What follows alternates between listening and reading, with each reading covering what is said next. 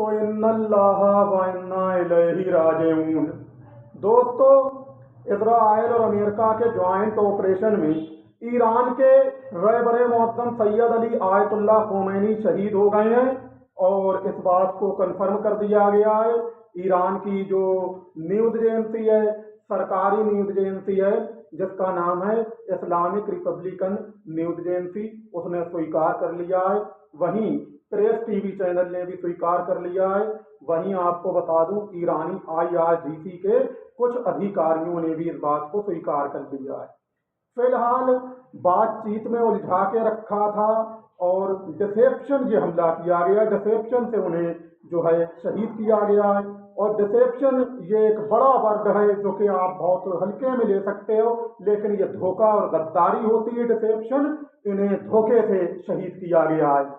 Israel की intelligence Mossad के input के आधार पे पता लगा है कि आयतुल्लाह खोमैनी को कैसे शहीद किया गया है।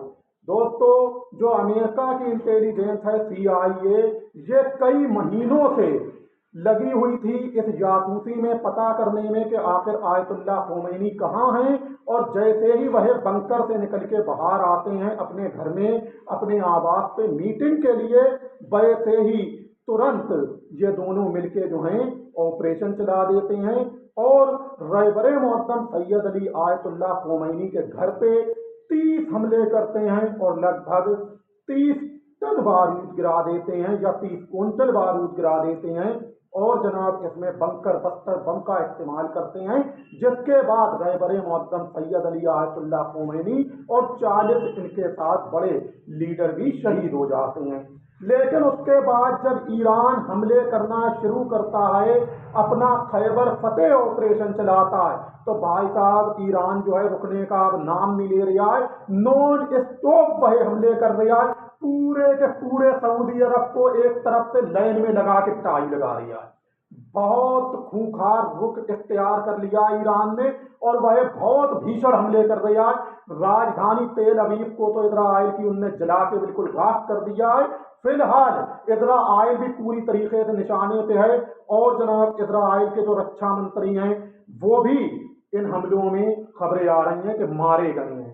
और कतर पे डायरेक्ट ईरान हमले कर रहा है, डायरेक्ट कतर पे जो है मिसाइलें हिट हो रही हैं, UAE पे भी मिसाइलें हिट हो रही हैं, UAE मौजूद अमेरिका के एयरबेस पे मिसाइलें हिट हो रही हैं।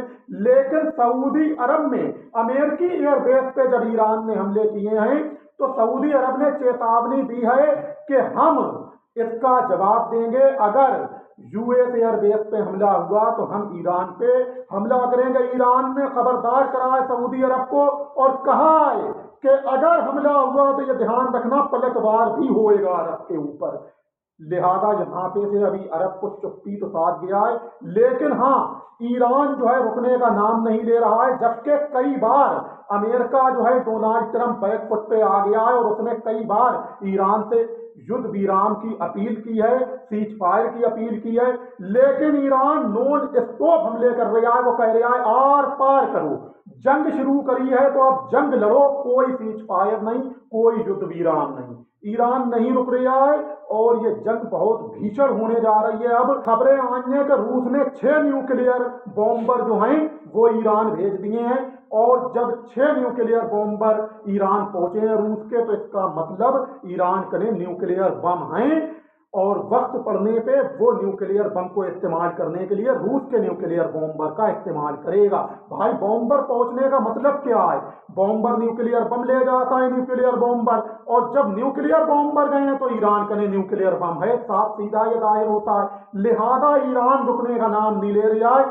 ईरान इस बार आर पार के मूड में लग रहा है और मुझे तो ये लग रहा है कि ईरान आर पार करके ही रुकेगा।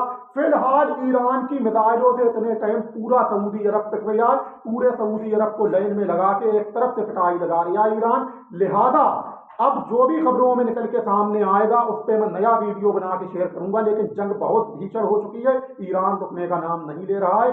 फिलहाल अभी तक की खबरों में इतना ही है और जो भी नई खबरें निकल के सामने आएंगी उन पे मैं नया वीडियो बना के शेयर करूंगा। अब्राहम लिंकन को भी टारगेट करने की कोशिश कर रहा है ड्रोन के जरिए। खबरों में इतना ही, जब तक के लिए इजाजत दीजिए, खुश आमदीद।